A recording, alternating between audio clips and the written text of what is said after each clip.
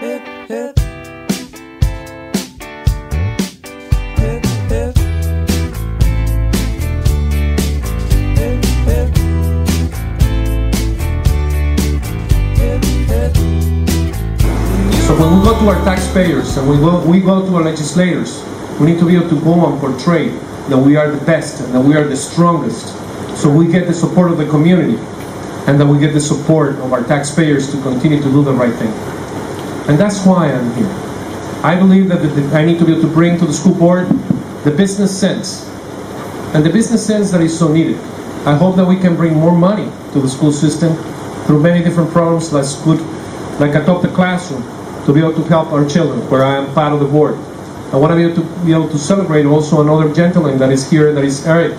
Eric has created and built another wonderful non-profit organization that is Spend for Ed, that is going to create a tremendous amount of resources of income for our children in the school system. And I'm honored to be able to be part of also of Spend for Ed with those ed bucks. But the reality is that I'm here for only one reason: for our children and for the wonderful administrators and teachers that they have already dedicated their life. And I'm here to be able to support you and to make sure that we continue to do the proper thing.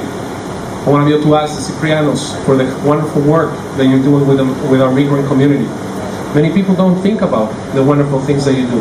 And I was just talking about the wonderful experience that I had when I went to see the graduation of all those migrant people that they had actually gone from high school to college.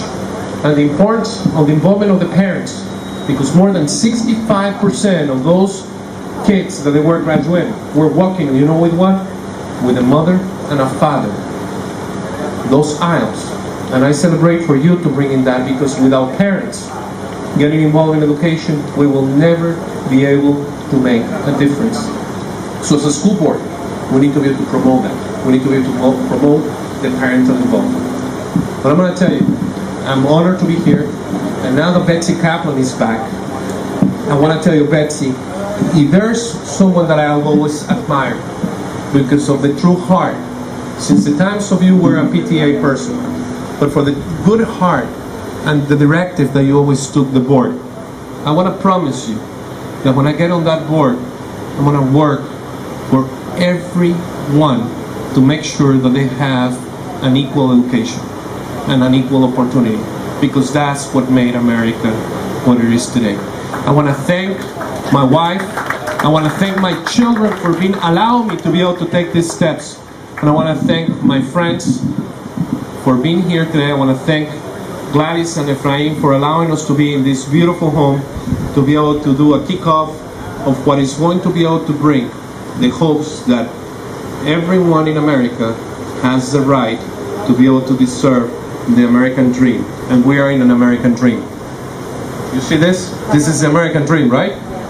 And they only do it through what? Effort, work, and education, because they had the opportunity. So congratulations to all of you. And again, I want to thank you very much, Eddy, for opening the microphones.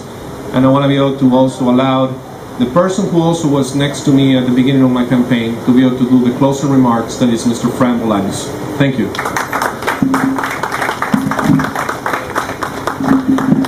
Thank you, Eddy. And Angel, thanks for taking the drink. Angel always looks out for us. But welcome tonight, and thank you for being here. And I just want to say that there are a couple of things that you can help do to assure Eddy's success. One is that we're working every Saturday, walking every Saturday, right, Steve? So please join us for walks on Saturday. The activity of going home to home, meeting voters, asking voters to vote for Eddy, telling voters personally what Eddy stands for and what he's fighting for is extremely important. So please help us do that. The other thing is that, how many of you have your calendars with you, either iPhone or Blackberries? How many? Okay. There's some of you that have it, but you're not quite sure what I'm going to ask. You're like, right? August 24th.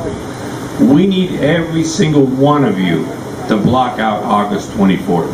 August 24th is the day of the election. A lot of people don't believe this, but please believe me when I say that a great number of voters, the majority of voters, will turn up to vote on August 24th. They're not sure who they're going to vote for. Your presence there, your handshake on August 24th, please vote for Eddy Barea, can get that vote. Okay? It's extremely important. I'm Head Steve. Many of you have already done that in previous campaigns. Block out August 24th. Give us the whole day if you can. Give us half the day if you can. And get others. There are 50 top precincts. This is a huge district. We need to have a presence in those precincts. And let's work together to help a great board member get elected, somebody that can follow the great footsteps of Betsy Kaplan, and help our children to succeed. Thank you. Betsy, can I invite you to say a few words, please? Betsy, I was telling some friends here that Betsy was always such a great colleague, and when bullets were flying and the cannons were blazing, you could always count on Betsy Kaplan not to add fuel to the fire, but to do her best to settle things down and let the pressure off, and I always appreciated that tremendously. Betsy. Thank you, Fred. I'll be very brief.